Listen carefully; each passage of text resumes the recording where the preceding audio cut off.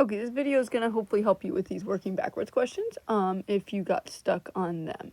So this is all about formulas. I think it's going to reinforce how we use our formulas and what formulas we have with circles in terms of area and circumference, and then area of a part of the circle, the sector, and the arc length. So let's start with 8 as kind of a warm-up in terms of how you're going to think, and two formulas that you're very familiar with.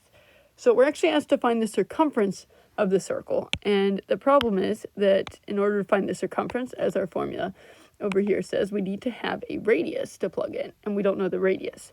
So we have to work backwards because we have this area information. So I actually know the area is 196 pi, and by substituting that in, then I give myself a situation where I basically just have one unknown, which is my radius, and we can divide by pi on both sides, and the pi cancels out. So keeping things in exact form sometimes works out kind of nice for us, and then we just get 196 equals radius squared.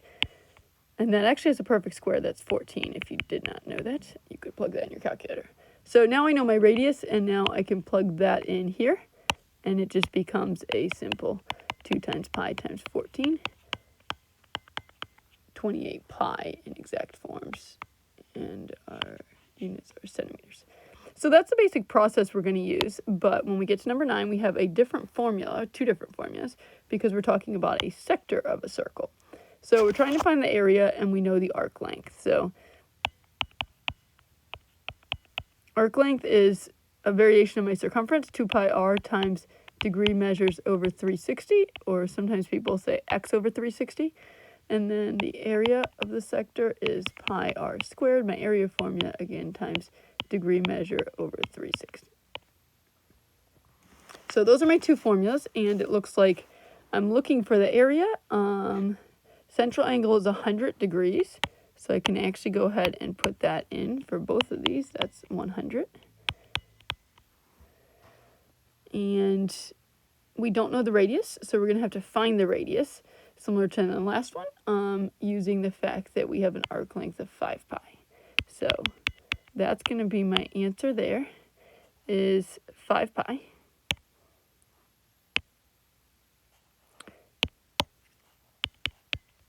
Equals 2 pi times unknown radius times 100 over 360.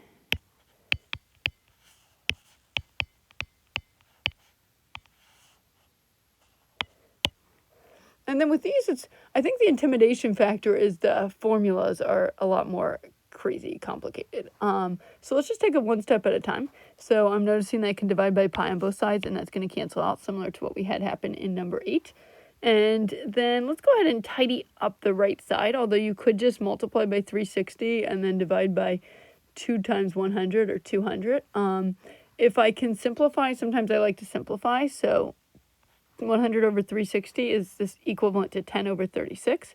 And I can further reduce that fraction, dividing by 2, and I get 5 over 18. So if you want to, that's just kind of a nice way of dealing with it.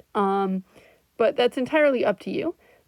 We also could further simplify if you want to and divide both of these by 2. So 2, because I have 2 times 5 in the numerator, which is really 10 over 18. So that becomes 5 over 9. Okay, or you could think of it as cross-canceling that. 2 and 18 become 1 and 9. So just to rewrite so we can see what we have here. Let's see, we've got 5 on the left equals 5 over 9 times my radius, because that canceled out. So from there, then we're just multiplying by 9 and dividing by 5, or multiplying by 9/5 to get rid of the 5/9. And the 5 divided by 5 becomes 1, and we end up with a lovely just 9 for my radius. Okay, one back step just before we move on and finish this problem. If we go back to here, you could have, take your calculator, and you could have multiplied by 360 on both sides to get rid of this denominator, and then divide by 2 times 100 is 200, divided by 200. So 5 times 360 divided by 200 should also give you that answer of 9. So big idea, I now have my radius to substitute in. So I'm going to put a 9 in there, and I'm down to, basically, let's just plug the numbers in. Pi times 9 squared times 100 over 360. So again, I'm going to make this a fraction, and that 10 over 360 we reduce to 5 over 18. So I have pi times 81 times 5 over 18. And I want to keep this in exact form. So everything in the numerator can be multiplied together, and I'm dividing by the denominator, or I can cancel as I go. So I am noticing that 81 and 18 are both divisible by 9. So 81 divided by 9 is 9. 18 divided by 9 is 2. And therefore, I get 9 times 5 is 45 pi over 2. And 45 divided by 2 is going to be a decimal, so I'm good right there. I can just leave it at that.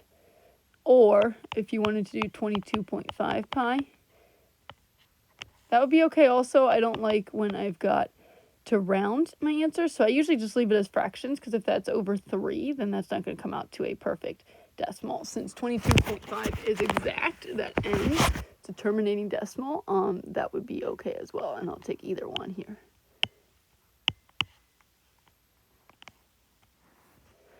Okay, you can pause the video and try number 10 on your own. It's very similar. I think it's just backwards in terms of what you're starting with and what you're solving for. But feel free to give that one a go, or you can keep watching for another example.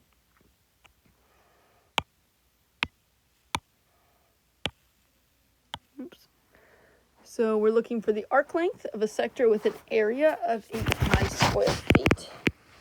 So again, I've got those two pieces of information. I'm going to reverse my formulas this time, because it looks like I'm going to be starting with the area since I know that.